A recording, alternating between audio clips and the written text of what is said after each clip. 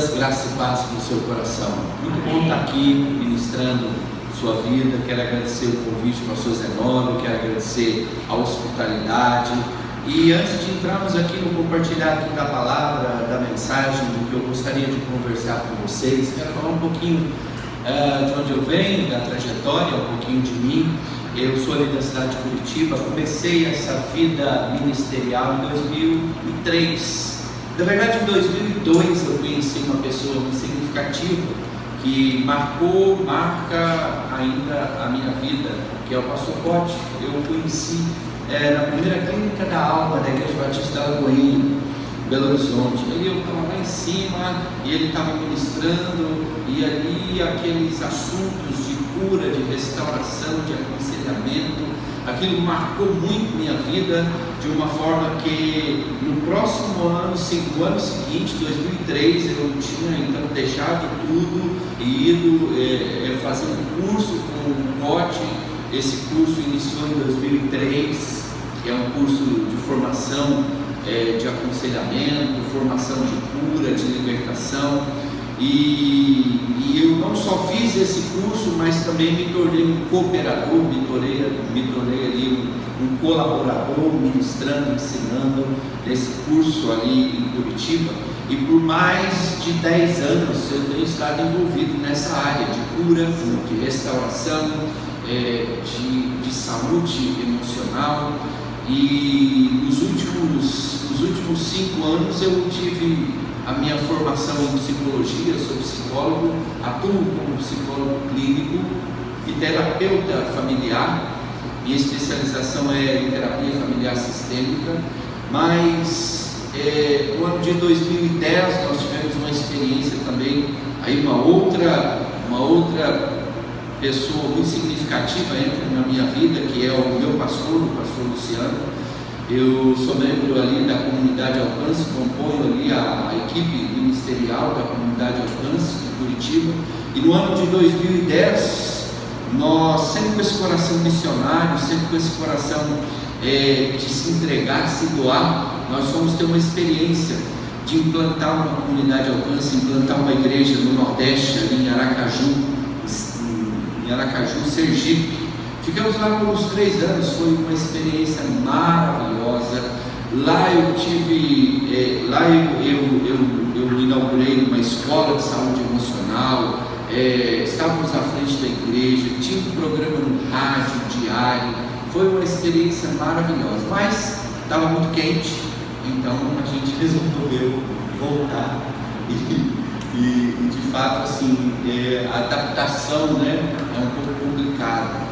Essa questão da adaptação não é fácil, e eu tenho atuado nessa área de atendimento, de restauração, de aconselhamento, ensinando as pessoas sobre a importância da saúde emocional. Eu escrevi um livro até ali chamado Saúde Emocional, o cuidado que gera crescimento.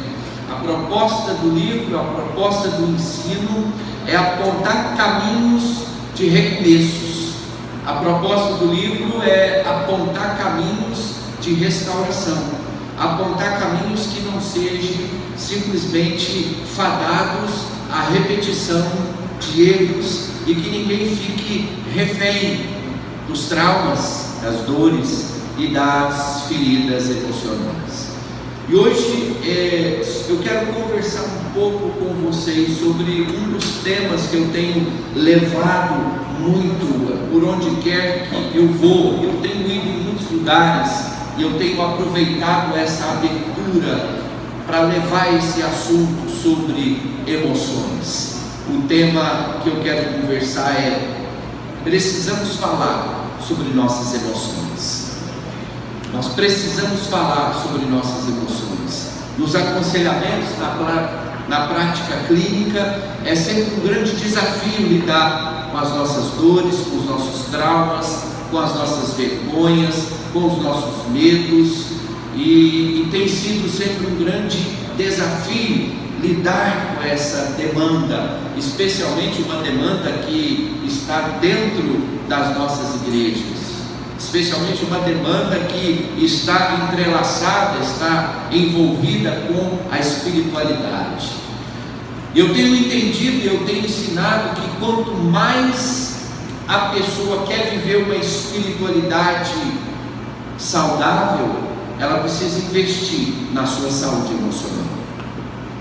Eu tenho entendido que a falta de saúde emocional é um dos principais obstáculos do crescimento. A falta da saúde emocional reflete em várias áreas, em vários aspectos da nossa vida, especialmente no aspecto espiritual. Dificilmente nós vamos viver uma espiritualidade saudável sem saúde emocional. Espiritualidade saudável nos mostra a ideia de um conjunto de princípios, de valores. Espiritualidade saudável nos mostra um conjunto de valores, uma capacidade de andar nesse caminho de conjunto de princípios e valores que você acredita que é o correto e que vem da palavra de Deus para a sua vida. E hoje nossa batalha diária é uma batalha ideológica. Vivemos hoje uma batalha ideológica. As pessoas hoje, elas se agrupam, elas se aglomeram, elas se unem para batalhar em função de uma ideologia em detrimento de princípios e valores. Então, quanto mais nós investimos na nossa saúde emocional, quanto mais nós entendemos esse funcionamento das nossas emoções, nós vamos estar mais preparados para enfrentar essa batalha nossa do dia a dia.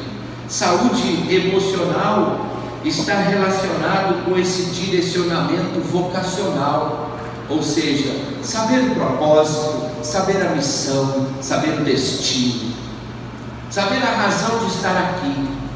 Eu estava até falando com o pastor Zenobio, esse mês nós temos uma campanha idealizada pelo Ministério Público chamado Setembro Amarelo. O Setembro Amarelo ele tem vistas de reduzir o número altíssimo de suicídio, que não sabe mais o que fazer, não sabe mais o que fazer para o povo deixar de se suicidar, de desistir da própria vida. Então, a saúde emocional, ela vem nos apontar esse direcionamento da nossa vocação. Uma vida sem sentido adoece a alma. Uma vida sem propósito adoece a alma. Uma vida sem uma razão a qual vale a pena viver, adoece a alma, e as emoções adoecidas nos fragilizam. Uma pessoa emocionalmente debilitada é uma pessoa frágil, fragilizada, e se ela é fragilizada, ela é então suscetível aos diversos ataques, malefícios que nós enfrentamos no nosso dia a dia. Saúde emocional não é uma vida sem problemas. Saúde emocional não é uma vida isenta de dificuldades, mesmo porque a proposta de uma vida cristã nunca foi viver uma vida isenta de dificuldades. Jesus já nos disse no Evangelho de João, capítulo 16, verso 33: no mundo vocês terão aflições, mas tende bom ânimo, eu venci o mundo. Não é para ninguém desistir em face às dificuldades. Essa é a ideia. Mas a partir do momento que as minhas emoções estão debilitadas, fragilizadas, quando eu enfrento uma dificuldade, quando eu enfrento uma aflição, a probabilidade da desistência é grande. A probabilidade da desistência é muito grande. Então nós precisamos aqui entender que a emoção, nós precisamos resgatar a educação emocional. Nós precisamos resgatar o aspecto emocional. Existe um psicólogo americano chamado Daniel Goleman. Esse psicólogo, ele tem seus trabalhos desenvolvidos na Harvard University, uma das universidades mais bem conceituadas do mundo, e esse psicólogo escreveu um best-seller que você já deve ter ouvido falar, Inteligência Emocional. É ele que é o precursor, aonde ele lança ali suas pesquisas e seus estudos, dizendo assim: olha, o maior fator de sucesso e felicidade não vem a partir dos diplomas, não vem a partir do acúmulo de bens. O sucesso, felicidade e realização vem a partir da saúde emocional, habilidades e competências emocionais e comportamentais. Então ele nos abre um leque, ele choca até a sociedade americana, porque a sociedade americana então é baseada, ela tinha a sua ideia de sucesso e de indivíduo bem sucedido baseado no quociente intelectual, no QI. O QI, esse quociente intelectual, eram algumas medições de raciocínios, de inteligência, resoluções de problemas lógicos, e ali algumas pessoas se destacavam. Mesmo essas com um quociente intelectual alto, ainda assim experimentavam alguns fracassos emocionais. E de fato, hoje é muito fácil, é muito constante ver isso, especialmente na prática clínica como psicólogo, é muito constante ver isso nos aconselhamentos. Apesar de toda a conquista na profissão financeira, apesar de toda a conquista seja no status social, muitas pessoas ainda enfrentam muitos fracassos emocionais. Muitos fracassos emocionais que acabam fragmentando tudo isso. Então nós precisamos resgatar nós precisamos lançar esse olhar novamente sobre as nossas emoções.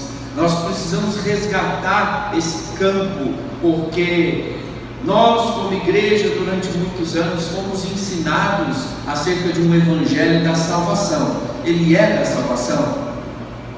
Sim ou não? Sim, é o evangelho da salvação, mas é somente da salvação? Não, ele é um evangelho que tem, ele quer abarcar o ser humano como um todo. É um evangelho que quer absorver, ele quer abarcar de uma forma integral esse humano, não é só espiritual. E durante muito tempo nós fomos ensinados a não expressar a nossa vida emocional. Durante muito tempo nós fomos ensinados a abafar a nossa vida emocional, no sentido dos sentimentos, das emoções. Muitas vezes crescemos ouvindo: menino, não chora, não mostra a sua emoção, você engole esse choro. Você vai querer que os outros te vejam como fraco, você vai querer que os outros te vejam como uma pessoa sensível. E com essa ideia, muitas vezes, vamos para um campo de interiorização das emoções. A gente fecha e não fala nada, e vive anos interiorizando sentimentos muito prejudiciais, danosos, que nos intoxicam. Imagine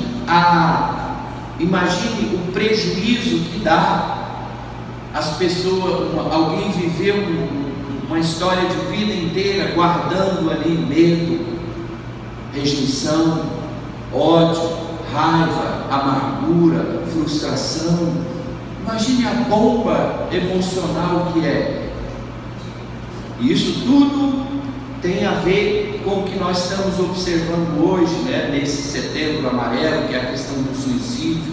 As pessoas então não consideram a sua vida emocional, não olham para dentro de si mesmo. Em face disso, os males da alma nunca estiveram tão em alta como estão hoje. Males da alma dos mais diversos: a depressão, a síndrome do pânico, a ansiedade generalizada, diversas outras síndromes e distorções emocionais. A própria OMS, a Organização Mundial da Saúde, ela tem uma estimativa que até 2020 a depressão vai ser uma das primeiras causas de afastamento do trabalho. Então, de fato, nós precisamos falar sobre nossas emoções. Negligenciar as nossas emoções em nome do que quer que seja só nos faz mal. Negligenciar as nossas emoções só nos torna frágeis, e se estamos frágeis, somos suscetíveis aos diversos ataques, aos diversos adoecimentos da batalha diária da vida. E nós precisamos falar sobre nossas emoções, precisamos então sair de um extremo antes racional demais, porque afinal de contas não se deve valorizar, não se deve manifestar a emoção. Então a pessoa ia vivendo sua vida de uma forma racional demais, material demais. Ou então, se não era material, racional demais, era emocional demais, vivia sua vida no emocionalismo, onde os sentimentos, as emoções regiam a vida da pessoa. Então nós precisamos aqui achar um caminho do meio, achar aqui um equilíbrio e deixar de andar nos extremos.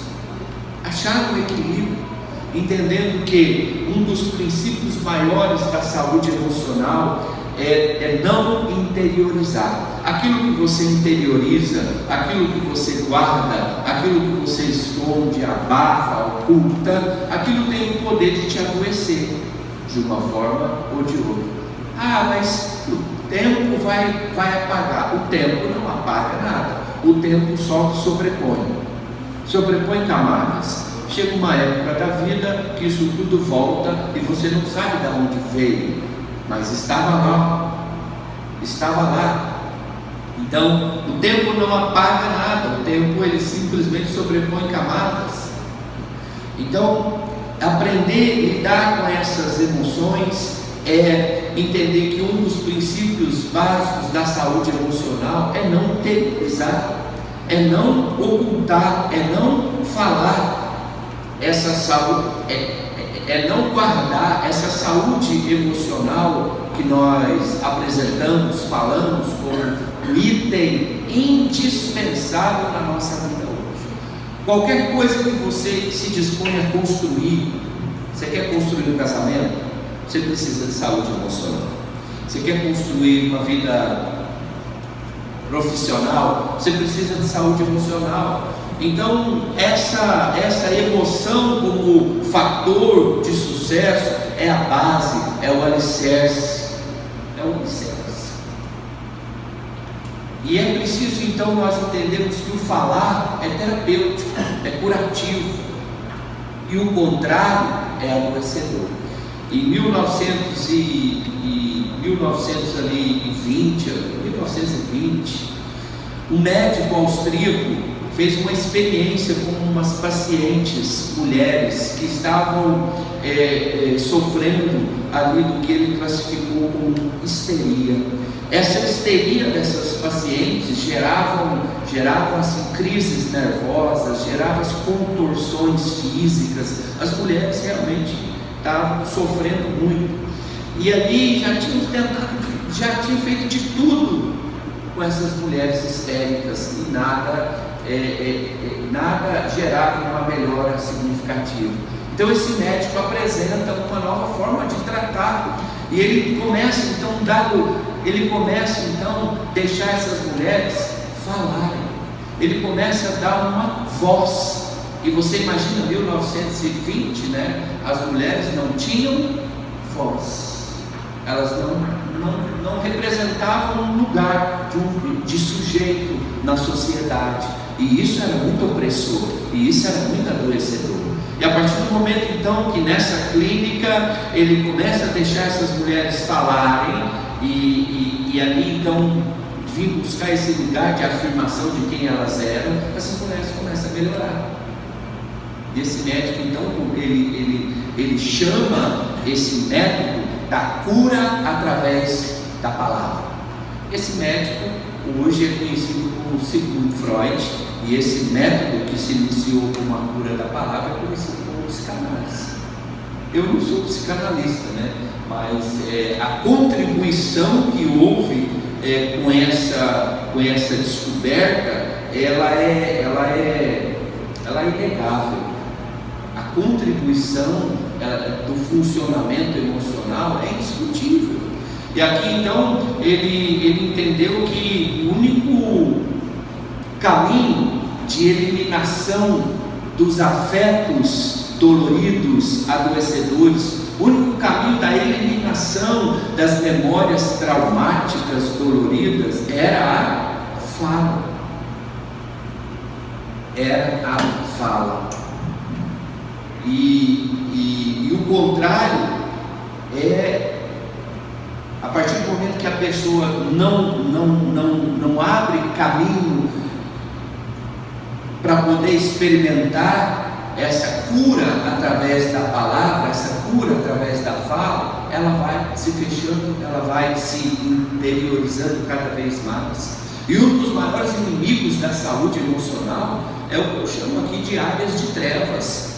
O que são áreas de trevas? Situações que guardamos ao longo da nossa história de vida que nunca foi enfrentado. Porque a partir do momento que nós temos então um olhar sobre uma emoção doente, um olhar sobre a vida emocional adoecida, nós precisamos ter uma ideia de cura. Mas hoje nós precisamos renovar nossa mente com relação a essa ideia de cura, porque nós temos uma ideia mágica de cura. O que é uma ideia mágica? Literalmente mágica, que alguém vai chegar, alguém de fora vai chegar com uma varinha mágica e bater na sua cabeça e você vai ficar curado. Essa ideia mágica de cura não funciona. Não é essa via do tratamento. A cura, ela nos aponta um caminho de enfrentamento, de enfrentar. A cura é enfrentar. Enfrentar é trazer para frente. Enfrentar é trazer para frente. É trazer para frente tudo que ficou lá atrás, mal resolvido. E nós temos o hábito ao longo da nossa história de vida de acumular nas nossas emoções certos lixos, acumular nas nossas emoções situações não resolvidas, jogamos para debaixo do tapete. Nós precisamos viver a vida, precisamos seguir em frente e jogamos isso para debaixo do tapete e avançamos.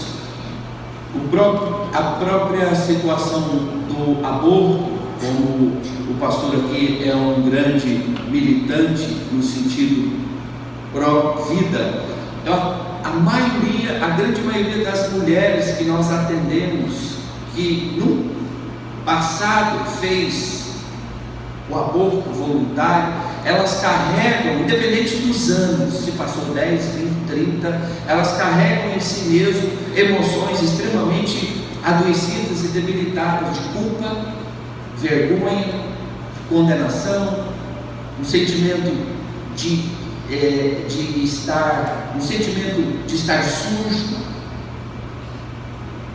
Então é interessante observar que essas áreas de trevas é um grande inimigo da nossa saúde emocional.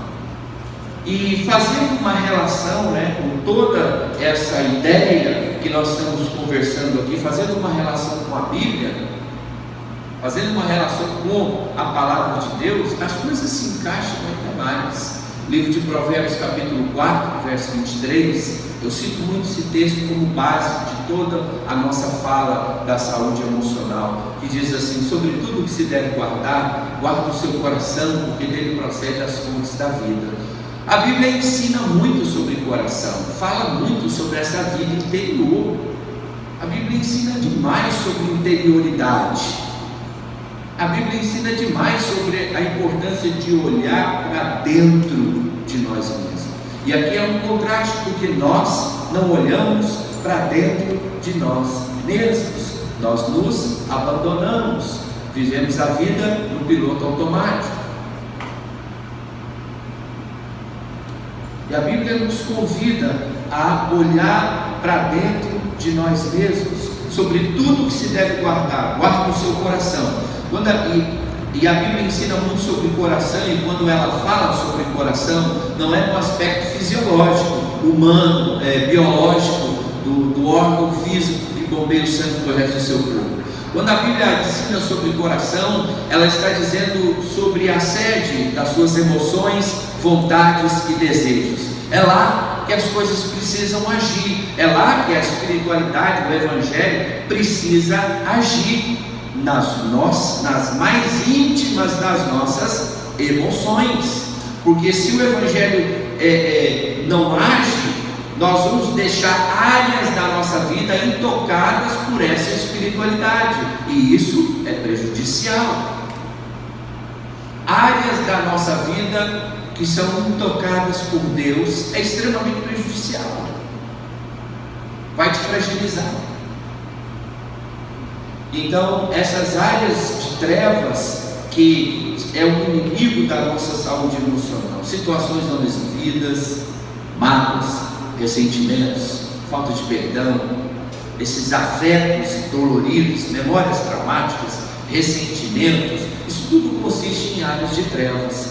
E como consequência dessas áreas de trevas, hoje há um sinal, há um sintoma muito forte que nós vemos até mesmo na clínica médica, que são as doenças psicossomáticas. É uma junção de duas palavras: psico, alma, soma, o corpo.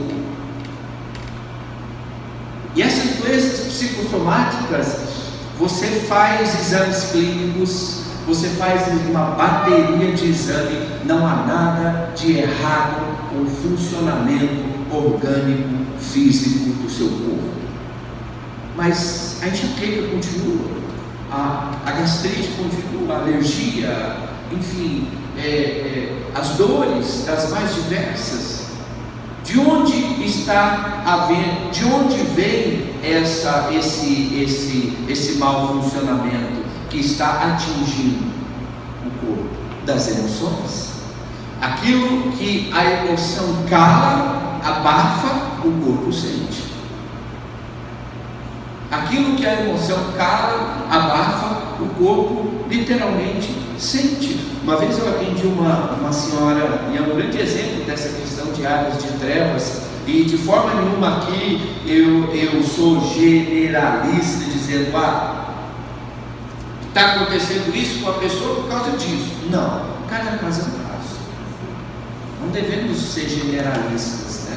Mas esse exemplo, ele nos serve a mão aqui para ilustrar o quanto essas áreas de trevas elas vêm comprometer. Então essa senhora chegou aposentada, veio de uma vida universitária, professora universitária, com uma situação muito bem resolvida, financeira, profissional, e veio com uma queixa de uma depressão severa. E depressão severa é quando a pessoa tem ideias suicidas, ela tem isolamento social, ela não tem zelo e cuidado consigo mesmo mais, não toma banho, não arruma o cabelo, não escova o dente, enfim. Depressão severa tem essas características. E ela chegou então dizendo, olha, para mim chega, eu amanheço o dia buscando uma ideia para tirar da vida. E assim, falar da gentileza não é fácil. Esse caminho de cura, ele não é tão fácil, porque falar de si mesmo é uma das coisas mais difíceis que existem, porque falar de dor, falar de vergonha, falar de sofrimento, falar de medo, falar dos pesos, falar dos traumas, falar das feridas, não é algo fácil, mas certamente é o caminho para vencermos. É o caminho para vivermos uma vida emocionalmente saudável. Então essa mulher chegou e ela com muita dificuldade de falar de si mesma, mas com essa queixa, e que muitas vezes eu não fiz uma relação, porque a depressão, nas suas mais variadas formas de se apresentar. A depressão ela é multifatorial, mas na maioria das vezes a depressão é uma dificuldade de lidar com as perdas. O sujeito não fez aquele luto que precisava fazer. Dificuldade de lidar com as perdas. Que perda? Qualquer perda. Perda de um namorado, perda de um status financeiro, perda de um marido, perda de um emprego, apenas as perdas da vida. E quando nós não nos dispomos a elaborar as perdas da vida, dar um novo significado, seguir adiante, algo se deprime. Mas ela não tinha nada disso. Muito bem sucedida, muito bem resolvida, vivendo o melhor momento da vida dela. E ainda assim, com ideias suicidas e com depressão severa. E aí ela começa a me contar, depois de alguns encontros, e ela chega um dia e diz: olha, eu preciso, tem algo, e já começou, porque falar de si, quando a gente vai acessar aquele lugar do trauma, aquela memória doída, aquilo começa a ter reações físicas.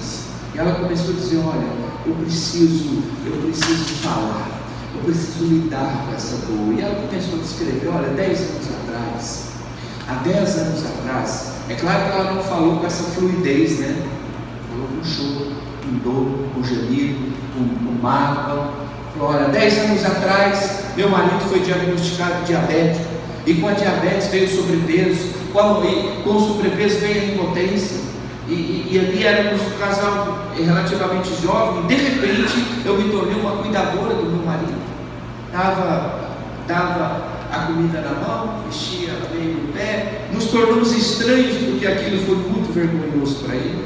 Não conversamos mais, nos distanciamos, um abismo se criou entre nós. E ela ainda estava no trabalho, disse: mas eu achei que algo tinha morrido dentro de mim, a feminilidade, o desejo. Mas um certo dia no trabalho, ela me contando, um certo dia no trabalho, alguém chegou perto de mim e disse que o meu cabelo estava bonito. Aquilo mexeu comigo. Aquilo é a impressão que eu tive, que acendeu algo dentro de mim, me trouxe a vida de novo. E essa mesma pessoa que falou que o meu cabelo estava bonito, falou que eu estava bonito, e os elogios foram aumentando, e eu não consegui, e eu acabei cedendo. Eu tive um caso com essa pessoa, eu adulterei, e ela disse assim: eu traí meu marido. E a última fala dela, aonde nós então entendemos a raiz de toda essa depressão, ela disse assim: eu traí meu marido, eu traí a confiança dele, e isso está me matando. E isso está me matando. Então, ela mesma, com essa fala, levou a raiz, levou ao diagnóstico de tudo aquilo que ela estava experimentando como falência, como morte das emoções, porque a depressão é uma morte das emoções, é uma falência interior. A pessoa não quer mais viver, a pessoa não quer mais ter gosto pela vida, a pessoa não quer mais sentir sabor pela vida, não quer mais ver cor na vida. É uma morte interior. O que está matando? E ali ela disse: e isso, ocultar isso durante esses anos, está me matando. Eu veio ela então a verbalizar o perdão, esgotar essas cargas de dores, de vergonha. Isso é só um exemplo para vocês entenderem quanto essas áreas de trevas vêm a contribuir com a nossa falência emocional. E hoje a crise que nós vivemos hoje não é uma crise simplesmente financeira, é uma crise política, é uma crise social, a crise é de caráter, de estrutura interna, de princípios e valores. A crise é de caráter. A crise é onde nós precisamos lançar esse olhar sobre a saúde emocional, lançar esse olhar sobre essa educação emocional que nós não tivemos. Ninguém aqui veio ter educação emocional. Fala, filho, das suas emoções, eu quero te ouvir. Fala o que você está sentindo. Alguém falou isso com você? Mas o contrário, mandou calar a boca, mandou não choro, mandou não demonstrar sentimento, que era sinal de fraqueza. Então eu tenho enfatizado muito essa área de cura, essa área de restauração, buscando vir promover essa saúde emocional. Essa é a essência de uma vida abundante, a capacidade de ter um coração limpo, sarado, que aprende a lidar com as aflições da vida. E o próprio Jesus mencionou ainda sobre o coração. Em Mateus 5:8 ele diz: bem-aventurados os limpos de coração, porque eles verão a Deus. E hoje mais do que nunca nós precisamos ver Deus na nossa vida. Mais do que nunca precisamos ver Deus na nossa vida. Como assim agora vai virar aí o santão vendo Deus? Não, precisa, mesmo nas nossas imperfeições, mesmo nas nossas dores, sofrimentos e dificuldades, precisamos ver Deus na nossa vida. Nós precisamos nos esforçar a criar um ambiente da manifestação de Deus. Então Jesus disse: bem-aventurados os limpos de coração. Se ele está elogiando, mencionando os limpos de coração, é porque tem os sujos de coração. Bem-aventurados os limpos de coração, porque esses verão a Deus.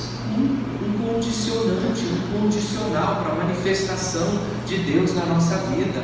Um coração carregado de dores, de traumas, de abuso, de rejeição, dificilmente vai ter essa visão e essa experiência da manifestação de Deus. E como Deus se manifesta na nossa vida? Através do nosso olhar, do nosso falar, do nosso andar, se manifesta através dos pensamentos.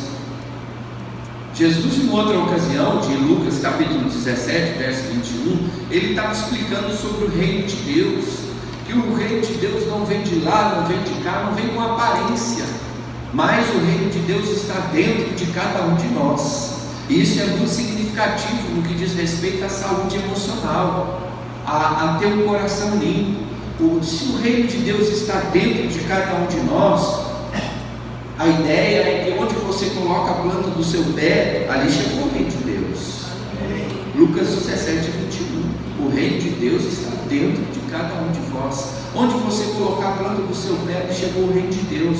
Você pôs a planta do pé na sua casa, no trabalho, na escola, seja onde for, na empresa, ali chegou o reino de Deus, com justiça, com misericórdia, com milagre, com graça, com poder, com livramento, com tudo que da parte de Deus exista para você. Agora, se por um outro lado existe um coração carregado de dores, existe um coração comprometido com debilidades emocionais, onde ele colocar a planta do pé, ali chegou o ressentimento, ali chegou a crítica, ali chegou a falta de perdão, ali chegou a inveja, ali chegou a crítica, porque a Bíblia diz que a boca fala daquilo que está cheio no coração. Então, existem sim as pessoas que onde elas chegam, elas intoxicam o ambiente. A pessoa é tóxica.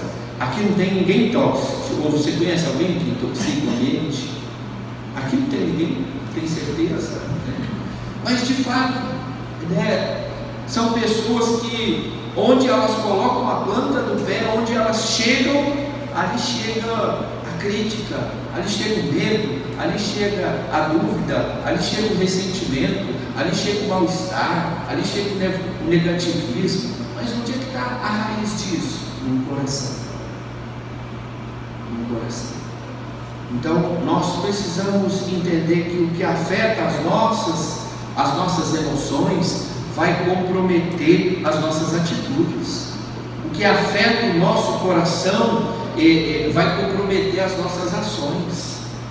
O estado do nosso coração, o estado da nossa vida interior vai ter uma influência direta na nossa qualidade de vida. Às vezes eu estou aconselhando um casal e ali é briga, é confusão, ali olha, se colocasse um octógono e desse um par de luvas, ia ser um show daqueles que você vê. Briga, e ali a gente vê que, em primeiro lugar, nenhum dos dois guardou o coração. A base de toda disfunção familiar, a base de toda A base de toda a fragilidade emocional é porque a pessoa não guardou o coração como deveria guardar. Então, nós precisamos aqui buscar essa consideração. E eu quero só finalizar aqui minha fala, essa primeira fala, no livro de Hebreus capítulo 12. Abra comigo, por favor. Nós precisamos falar sobre nossas emoções, sim ou não? Você acha viável, você acha importante, você acha útil falar sobre nossas emoções, sim ou não? Sim. Hebreus capítulo 12, verso 1. Nós todos temos uma carreira individual e uma carreira em comum como cristão. Uma carreira em comum como cristão é buscar servir a Deus, é buscar cumprir essa grande comissão que o próprio Cristo nos apresentou, e individualmente, cada um vai ter sua carreira segundo sua vocação. Mas a princípio aqui, a Bíblia está nos dizendo que existem certas situações no nosso coração, como os pesos e os embaraços que trazemos ao longo da nossa vida, que pode comprometer sua carreira. Às vezes, um casamento é uma carreira que precisamos, nos comprometer ali, ou o casamento é uma carreira que vamos cumprir a dois em prol de uma família, mas a Bíblia diz que, em detrimento dos embaraços, dos pesos no nosso coração, essa carreira fica comprometida. Hebreus capítulo 12, verso 1 diz assim: também nós, visto que temos a rodear-nos de tão grande nuvem de testemunha, desembaraçando-nos de todo o peso e todo o pecado que tenazmente nos assedia, corramos com perseverança a carreira que nos está proposta, a fim de alcançar a carreira, a fim de alcançar os objetivos, sonhos, propósitos que Deus tem para a nossa vida. Isso tudo começa dentro de cada um de nós. Isso tudo começa no nosso interior, na nossa vida interior. Nós precisamos dar lugar à nossa vida interior. E aqui me falta espaço do tempo para mostrar o quanto a própria Bíblia, o quanto o próprio Cristo, ele dá... o quanto o próprio Cristo dá ênfase, o próprio Deus dá ênfase a essa vida interior. No livro do profeta Jeremias, em uma das suas profecias, ali é citado assim: buscar-me-eis e me achareis, quando me buscares. De quê? De todo o coração. Uma pessoa só consegue ser inteira de coração com o coração livre, limpo, sarado. Buscar-me-eis e me achareis, quando me buscares de todo, quando esse coração for inteiro. Então, essas feridas emocionais que nós carregamos, elas comprometem nossa carreira, objetivo, propósito, compromete a espiritualidade. Mas de que forma? Veja, as nossas dores, os traumas que carregamos na vida relacional, especialmente com modelos de autoridade, ou seja, nós somos frutos de modelos de autoridade que estiveram sobre nossas vidas. Um pai, uma mãe é um modelo de autoridade, e conforme esse modelo de autoridade exerceu sua função, as suas emoções foram construídas. Então, esse modelo de autoridade, ou seja, a função de um pai, a função de uma mãe, a função de um casal, a função de uma família, ela tem por objetivo nos preparar para o nosso relacionamento com Deus. Existem certas pessoas que não conseguem se relacionar com Deus, não chama Deus de pai, não sente Deus como um cuidador, não sente que Deus está perto, não sente que Deus vai suprir. Falhas nos modelos de autoridade. Então nós precisamos olhar para dentro de nós mesmos. Nós precisamos buscar esse caminho de restauração. É nessa falta de autoconhecimento, É nessa falta de olhar para dentro de nós mesmos, onde mais nos fragilizamos, onde mais recebemos os golpes que recebemos. Então nós precisamos aqui, eu quero ler Hebreus 12, 15, só para você entender um pouco mais sobre esse comprometimento interior e as suas consequências. Hebreus 12, 15 diz assim: atentando diligentemente que ninguém seja faltoso, separando-se da graça de Deus, nem haja alguma raiz de amargura que brotando vos perturbe, e por meio dela muitos sejam contaminados. Do nosso interior é possível que brote raízes que nos prejudiquem e que nos tragam consequências sérias. A Bíblia cita uma dessas raízes, que é a amargura, mas existem várias variações dessas raízes. Raízes de inveja, raízes de orgulho, raízes de avareza, enfim, várias raízes. Raízes de rejeição. E nós precisamos entender que uma vez que essas raízes elas brotaram, se instalaram no nosso coração, ela vai gerar os seus frutos, vai ter consequências. Uma das primeiras consequências claras que vemos aqui é que essas raízes, quando brotam, nos perturba. Tem muita gente perturbada hoje. Tem muita gente perturbada, com a emoção totalmente em desequilíbrio. Não dorme direito, não acorda direito, não come direito, não relaciona, vive uma vida emocional extremo. E aí as emoções não aguentam, vem a ansiedade generalizada, vem a síndrome do pânico. Tem gente que é perturbada. E assim, é importante entender que o fundo das perturbações está em raízes do próprio coração.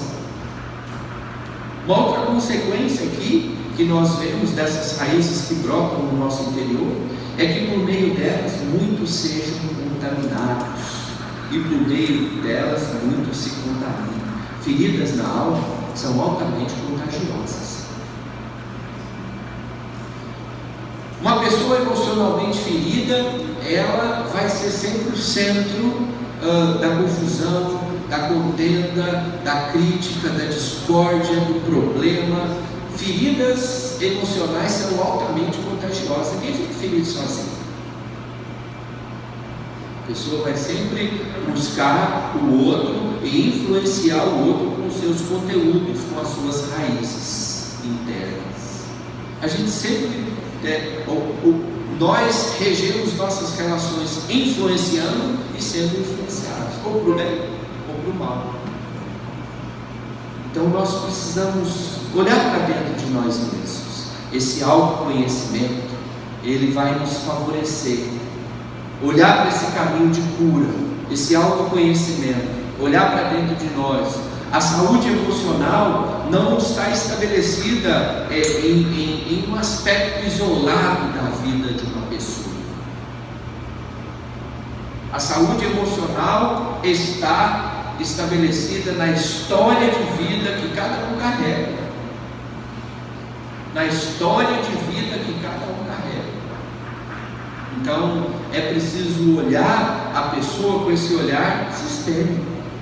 É por isso que muitas vezes existem muitas pessoas que se propõem a falar sobre cura, sobre restauração, sobre libertação. Isso tudo são princípios da palavra de Deus. Isso tudo está acessível, mas quando eu me proponho a falar de algo baseado em extremo, em exagero, em excesso, eu invalido até aquilo que estava bom.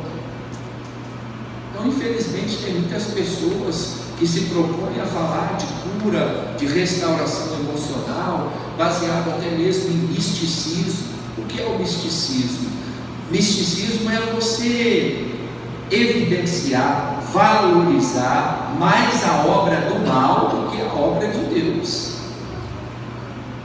Misticismo muitas vezes é você se colocar num lugar de vítima, de refém de obras das trevas. Não, não somos refém de nada. A obra das trevas existe, ela está aí para atuar contra a nossa vida, isso é tudo, é verdade. Mas o misticismo é um atraso para a mudança e transformação de vida, porque é mais fácil ser místico, porque na verdade eu culpo o diabo e falo, não, isso aqui é o diabo, isso aqui é o Satanás que está me fazendo fazer isso aqui. E nunca ofereço resistência aos moldes, nunca ofereço mudança de mente, porque o princípio da mudança e transformação de vida é o que Romanos 12 nos diz. Em primeiro lugar, não vos moldeis a esse mundo. Qual é a resistência que você está oferecendo a esses moldes? Em primeiro lugar, você quer mudança? Qual a resistência você está oferecendo a esses moldes? Porque se você quer mudar, você tem uma outra forma de vida, você precisa ter uma outra forma, um outro estilo. Qual a resistência? Se não houver resistência, vai ter o mesmo molde, vai ter o mesmo molde. E assim, se você continuar fazendo sempre a mesma coisa, você vai chegar sempre no mesmo lugar. Não vos moldeis a esse mundo, certo? Não precisa oferecer resistência àquilo que quer me moldar.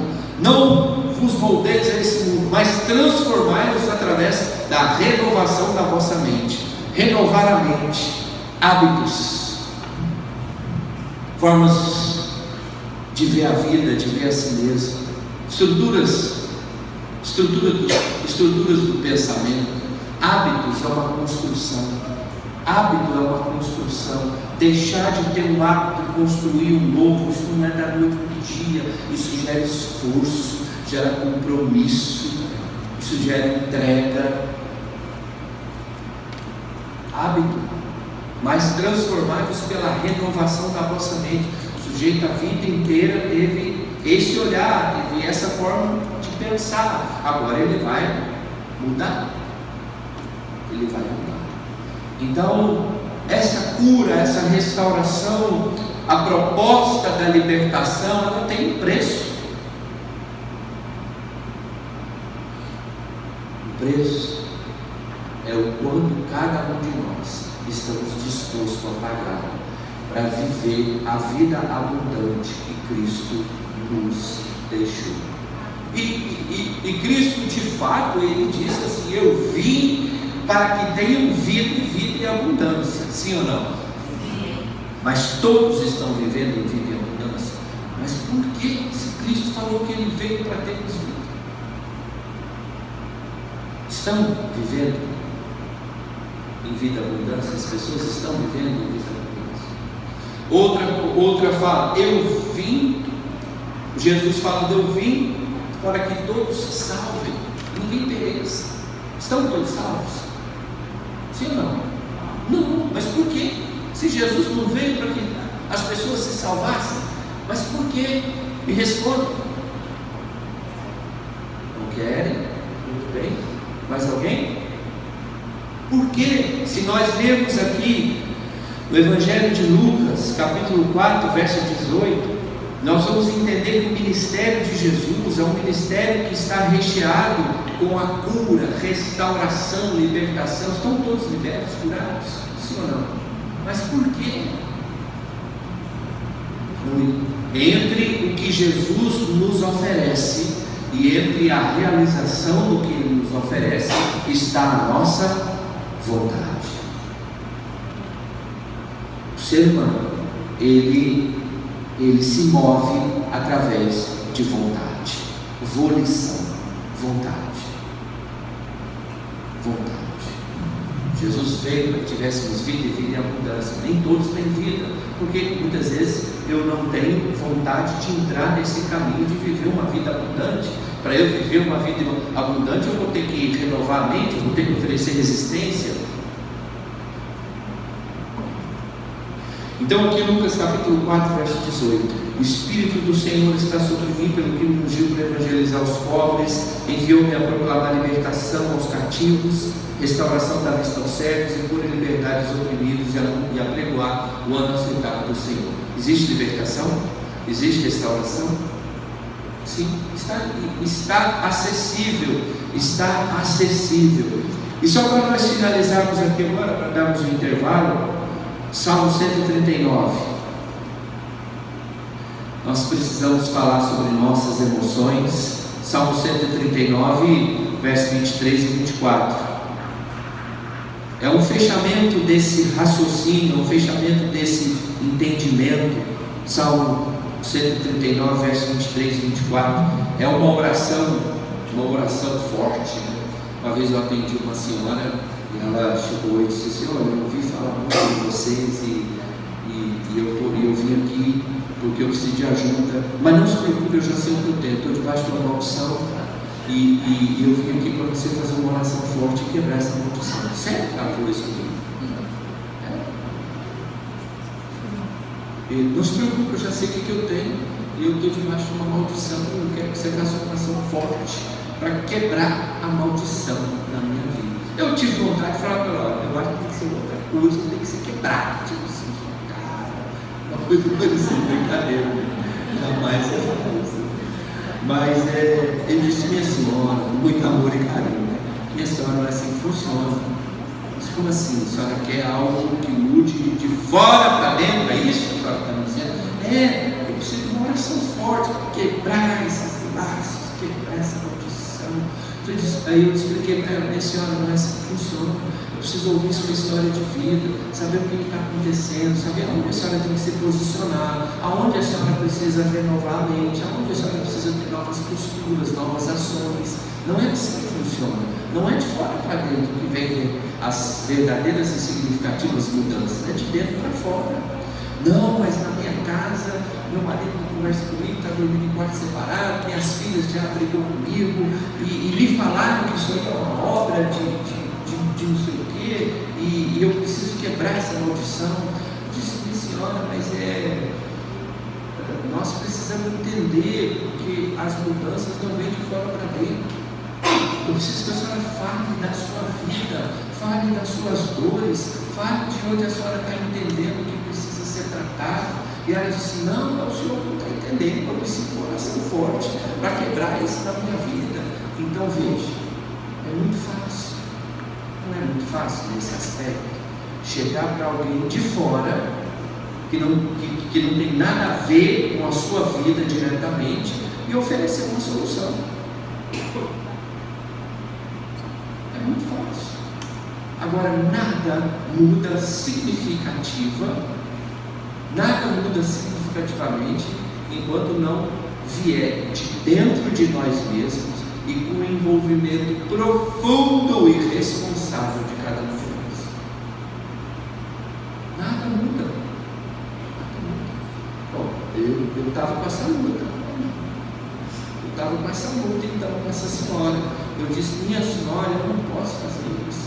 Eu não vou fazer. Eu trabalho com aconselhamento, eu trabalho com mudança de vida, com transformação, realinhar a senhora em direção que eu sei na sua vida. Você está querendo que eu faça aqui uma situação que não é da minha alçada, a senhora está querendo um benzimento. Falei para ela: a senhora veio no lugar errado, quem benze é outras pessoas. Ela disse: não, mas você podia fazer uma oração forte, pedindo. Eu falei: meu Deus. Aí veio o Salmo 139, que é uma oração forte, que não deixa de ser uma oração forte. Então eu falei para ela assim: então tá bom, eu vou fazer uma oração pela sua vida. Essa oração é muito forte. Não sei se ela está preparada, porque a oração é forte demais. Ela falou: não é dessas mesmo que eu quero. Aí eu falei: então repita comigo assim: Senhor meu Deus. E ela: Senhor meu Deus. Eu disse: faça de mim um milagre. Ela: faça de mim um milagre. Eu disse: faça de mim a solução. Ela: faça de mim a solução. Já abriu os olhos. Eu disse: não para, a senhora está preparada, que essa oração é forte, não para. E ela abriu os olhos assim e falou: não, mas não é essa oração que eu quero, não. Eu quero aquela oração de renunciar aos demônios, eu quero aquela oração de quebrar, aquela oração de quebra, falar aqueles nomes esquisitos dos demônios. Eu falei: minha senhora, a oração que Deus deu para a senhora é essa, para a senhora ser a resposta, ser a solução. Se posicionar, deixar de ser chato. Eu tenho certeza que a senhora está chata dentro da sua casa, está perturbando o seu marido, incomodando suas filhas. Só tem que parar de ser chata. Falei para ela, muito amor e carinho. A oração que Deus fez para a senhora é essa. Essa vai ser uma resposta, vai ser a solução. Parar de ser chato. Deixa de ser chato, está muito chato. E ela me olhou, falou, então tá bom, eu vou atrás de quem faça uma oração forte para a minha vida. Vai, Deus te abençoe. Mas de fato, aqui o Salmo 139 é um convite a uma oração de tão sincera e profunda, ela tem sim força. E a oração forte é assim: sonda-me, ó Deus. Sondar é procurar detalhadamente a fim de achar alguma coisa. A oração já começa forte aí, só aí já está bom. Sonda-me, ó Deus. Olha para dentro de mim.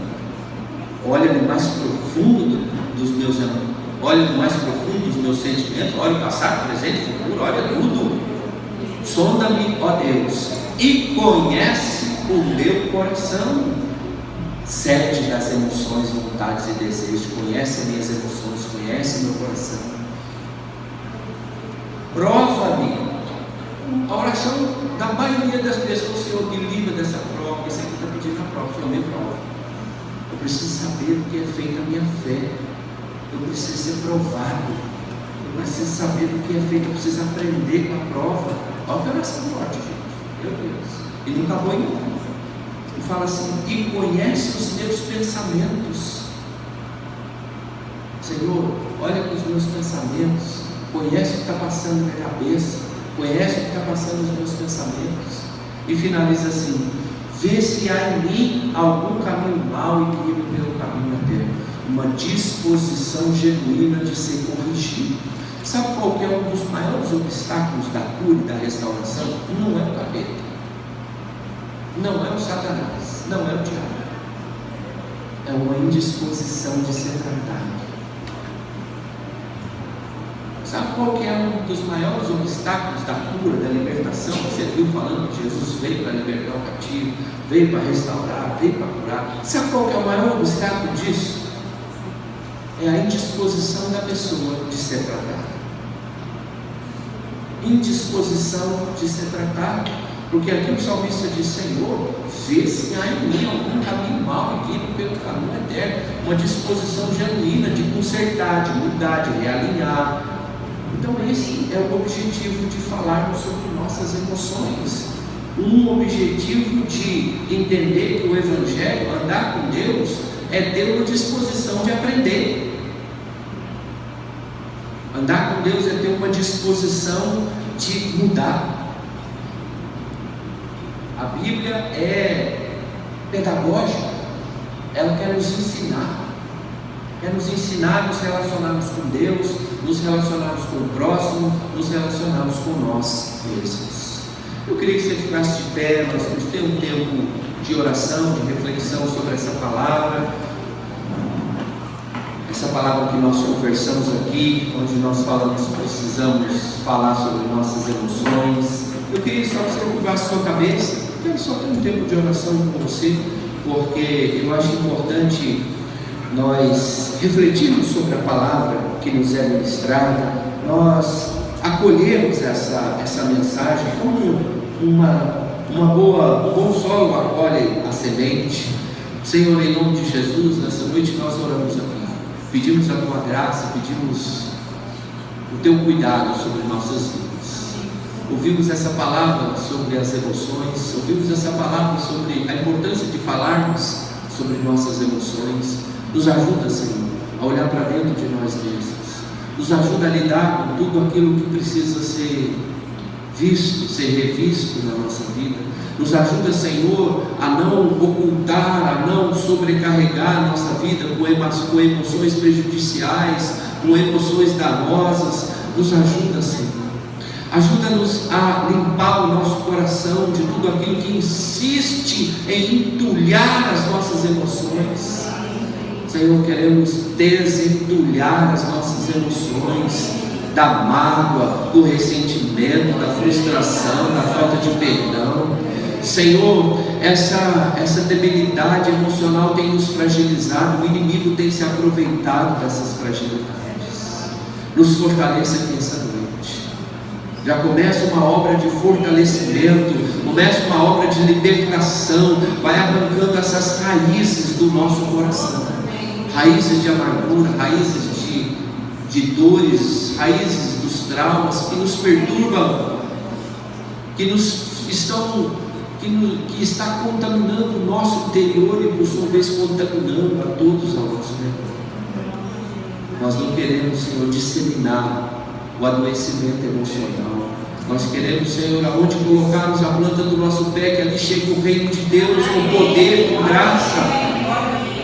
Nós queremos, Senhor, que o nosso interior se cumpra a profecia da palavra que diz: do seu interior fluirão rios de água viva, rios de água viva. Do nosso interior não deve fluir feridas emocionais, dores, traumas, raízes, mas fluir rios de água viva. Oramos essa noite, Senhor, nos capacita. Oramos essa noite, Senhor, nos ajuda.